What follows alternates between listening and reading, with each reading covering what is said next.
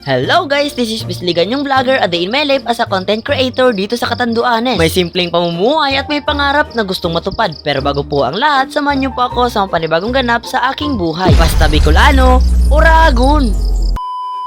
Hello guys, happy Sunday nga rin po pala sa ating lahat. Bali ngayong araw nga po pala, wala pa nga rin po pala tayong cooking vlog. At linggo nga rin po pala ngayon ay samahan nyo nga rin po pala ako mag-prepare ng sarili ko dahil papasok nga rin po pala tayo sa simbahan. At dahil maaga nga rin po pala nag-announce yung leader namin sa choir, kailangan nga rin po palang maaga tayong pumunta doon sa simbahan. Dahil for today's video nga po pala guys, tayo nga rin po pala magli-lead sa mga kapwa nating choir doon, kaya samahan nyo nga rin po pala ako dito. Sa totoo lang nga po pala guys, tatlo nga rin po pala kaming ginawang leader doon, kaya talaga walang mag-aalala sa amin. Sa mga nagtatanong nga po pala kung bakit kami nga rin po palang ginawang leader, dahil yung leader nga rin po pala namin sa choir, hindi nga rin po pala makakatugtog ngayon. Kumbaga, hindi nga rin po pala siya makakaserve ngayon. By the way, ang oras nga rin po pala magsisimula ang aming mas dito ay alas 4 nga rin po pala ng hapon. At dahil malayo nga rin po pala ng bahay natin doon sa simbahan ay kailangan nga rin po pala natin mag-prepare ng maaga pa. Kaya saktong 3:30 nga rin po pala guys ay nagpe-prepare na nga rin po pala ako ng sarili. O diba, 3:30 nga rin po pala siya nag-prepared, pero anong oras na nga rin po pala nakarating doon? 3:54 na inako. Napatakbo na nga rin po pala ako sa mga oras na narinig ko na nga rin po pala yung simbahan namin na talaga nagbibel na nga rin. Dahil sa totoo lang nga po pala guys, ilang minuto na nga rin po pala magsisimula na nga rin po pala yung misa namin. At mabuti nga rin po pala pagkarating ko doon ay nagpe-prepared pa nga rin po pala sila, kaya talagang for the go. In fairness, talaga ngayon na po talaga hindi ako na-stress. At dahil bawal nga rin po pala mag-video habang nagmimisa ay napag-video na nga rin po pala ako, which is tapos na nga rin po pala yung misa namin dito. At bago nga po pala kami umuwi ng bahay ay nagpractice muna nga po pala kami ng kaunting oras at for the go. Habang pauwi nga rin po pala ako guys, meron nga rin po pala nakakilala sa atin, kaya shoutout nga rin po pala sa inyo Ate Mira. O baka naman mga kabarangay ko dyan, pumunta na nga rin po pala kayo dito sa may tabi ng plaza natin at dito nga rin po pala nagtitinda si Ate Mira. Sorry nga po pala guys kung magalaw nga rin po palang video natin dito, talaga nakakahiya nga rin po pala sa mga oras lang to din, napakarami nga po palang tao doon. Basta nakikita ko nga rin po pala silang nagtitinda dyan mga alas 4 nga rin po pala ng hapon. By the way, mga available nga rin po pala sa kanila is yung mga barbecue like that. Basta kayo na nga rin po palang bahala kung pupunta nga rin po pala kayo doon, kaya talagang for the go na natin yan. Dumugin nyo na sila. Ay sana all influencer yun. So bali habang pauwi nga rin po pala ako sa mga oras lang to, nakita ko nga rin po pala sila mama, kaya nagsabay na nga rin po pala ako. At syempre, bumili na nga rin po pala kami ng pangangailangan namin sa bahay. O siya, ako nga pala to si Bisligan yung vlogger, nagsasabing maging totoo ka sa sarili mo. So yun lang po sa araw na to. Goodbye and God bless you. Ingat po kayo palagi and see you to my next vlog. Bye-bye!